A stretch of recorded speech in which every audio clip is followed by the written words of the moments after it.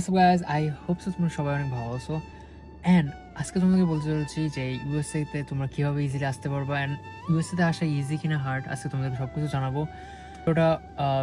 পুরোটা ওয়াচ করে ট্রাই করবা। দেখা হচ্ছে ভিডিওতে। বিশ্বাস করবা কিনা জানি না, এখন কিন্তু বাজতে হচ্ছে রাত 8টা। স্টিল এখনও সূর্য কিন্তু এখনও ডুবিনি, অ্যান্ড একদম এখনও কিন্তু আলো আছে, কোনো সন্ধ্যা এখনও হয়নি। সো ইউএস অনেকেই বলে যে এটা একটা ড্রিম, একটা কান্ট্রি। সবার একটা ইচ্ছা হয় যে ভাই ইউএসএতে আসবো, একটু ঘুরবো, ওয়েদারটা ফিল করবো। অনেকেরই একটা ড্রিম থাকে, আই নো। ভাই এখানে আসলে তোমাকে অনেক কিছু স্যাক্রিফাইস করতে হবে, যদি তোমার ফ্যামিলি না আসে এটা মানতেই হবে, ঠিক আছে? অ্যান্ড এখানে আসলে তুমি অনেক কিছু অপরচুনিটিও পাবা, লাইক গুড ফ্যাসিলিটি পাবা তোমার হেলথের। দেন তুমি এখানে সুন্দর স্টাডি রিলেটেড তুমি যেগুলো তুমি চাও সব কিছু এখানে পাবা। দেন এখানে ফুড সার্ভিসও অনেক সুন্দর, তোমার সব স্বাস্থ্যসম্মত সব এখানে খাবার দাবার। অ্যান্ড সব থেকে বেশি যেটা ভালো লাগে এখানে সেটা হচ্ছে এখানকার মানুষ, ঠিক আছে? এরা অনেক ফ্রেন্ডলি, তুমি কোনো কিছু বুঝতেছো না, সো এরা ট্রাই করবে যত সময় না তুমি বুঝো, ওরা ট্রাই করবে তোমাকে বুঝাই দেওয়ার জিনিসটা যদি তুমি কোনো কিছু না বুঝো, ঠিক আছে? অ্যান্ড এখানে স্টুডেন্ট ভিসা সব থেকে ক্লোজ হয়, স্টুডেন্ট ভিসাতে তুমি অনেক ইজিলি আসতে পারবে এখানে। তাছাড়া তুমি কেউ তোমার ফ্যামিলি মেম্বার্স থাকে, অনেক ইজি তোমার এখানে আসা। তাহলে সো ফ্যামিলি মেম্বার্স থাকলে সব থেকে বেশি ইজি। অ্যান্ড যদি তুমি স্টুডেন্ট হিসাবে থাকো, স্টুডেন্ট হিসেবে যদি আসতে চাও, তাহলে আমি বলবো যে তুমি ইউনিভার্সিটি থেকে রেফার করলে সেটা বেটার হবে। বিকজ ওরা যদি তোমাকে রেফার করে তাহলে ওরা কিছুটা খরচ তোমার যত সেফ হয় সেটা ওরা ট্রাই করবে। এটা না যদি তুমি এখানে অন্য কিছু অন্যভাবে আসলেও যে তোমার টাকা লাইক লাগবে না, এটা না ভাই। এখানে অনেক টাকা লাগে। বাড়ি ভাড়া সব থেকে বেশি এখানে বলতে গেলে, বাড়ি ভাড়া অ্যান্ড কার রেন্ট, ঠিক আছে? অ্যান্ড ফুড, এইগুলো ভাই অনেক তুমি ইজিলি করতে পারবা, ঠিক আছে? এটাতে কোনো সমস্যা নাই। বাট তোমার সব থেকে বেশি সময় যেটা খরচ হবে সেটা হচ্ছে বাড়ি ভাড়া, ঠিক আছে? বাড়ি ভাড়া তুমি যদি একটা গাড়ি নাও তাহলে সেই রেন্টটা তোমার পে করতে হবে সব থেকে বেশি। সো নর্মাল বাসটাকে যদি ভাড়া নাও $1000 মতো লাগবেই ভাই রেন্ট। যদি $1000 মানে বুঝতেছো কত টাকা? মিনিমাম লাইক 1,20,000 টাকা মতো বাংলাদেশি টাকায় পড়ে যাচ্ছে। সো এখানে বুঝতে পারছো যে কতটা কস্টলি তোমার বাসা ভাড়া এখানে তোমার পে করতে হবে। এখন হচ্ছে তোমার অনেক সিকিউরিটি করছে, যার কারণে তোমার যদি তোমার কাছে যদি আইডি না থাকে অ্যান্ড তুমি যদি বাইরে বেরোও, ঠিক আছে? ধরো তোমার কাছে আইডি নাই অ্যান্ড তুমি বাইরে বেরোইছো, তুমি যদি পুলিশ তোমাকে ধরে তাহলে তোমার সাথে সাথে তোমাকে একটা জিনিসই লাগবে, যেটা তোমার আইডি দেখাতে হবে ওদেরকে, ঠিক আছে? অ্যান্ড ওই আইডিটা তোমাকে রিয়েল আইডি হতে হবে। এই না যে দেশে আইডি করলাম, না ভাই এটা কাজ হবে না।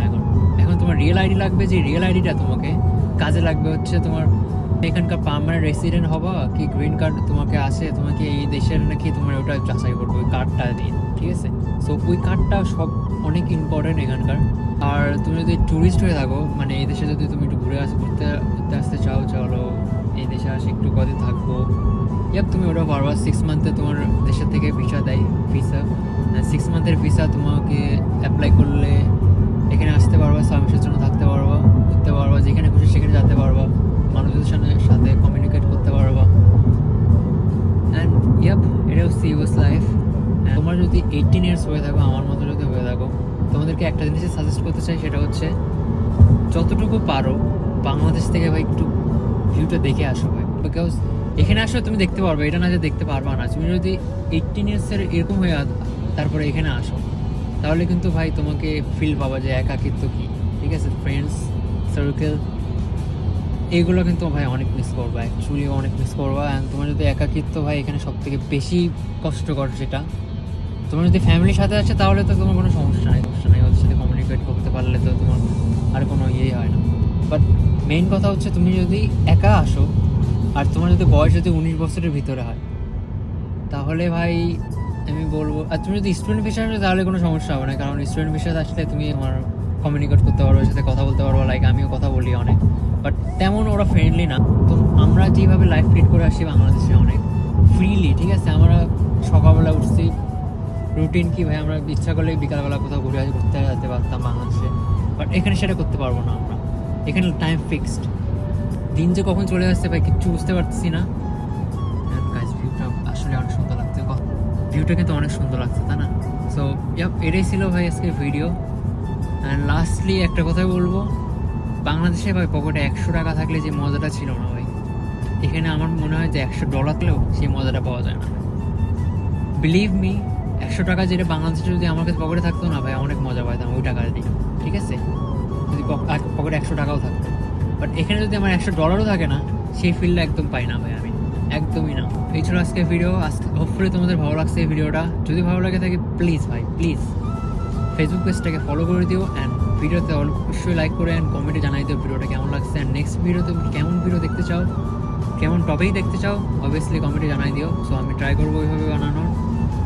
অ্যান্ড দেখা হচ্ছে খুব তাড়াতাড়ি। অ্যান্ড সামার আসতেছে ভাই, অনেক ঘুরবো অনেক পেজটাকে এই জন্য বলছি ভাই ফলো করে রাখো যাতে এরকম ভিডিও পাতে থাকো।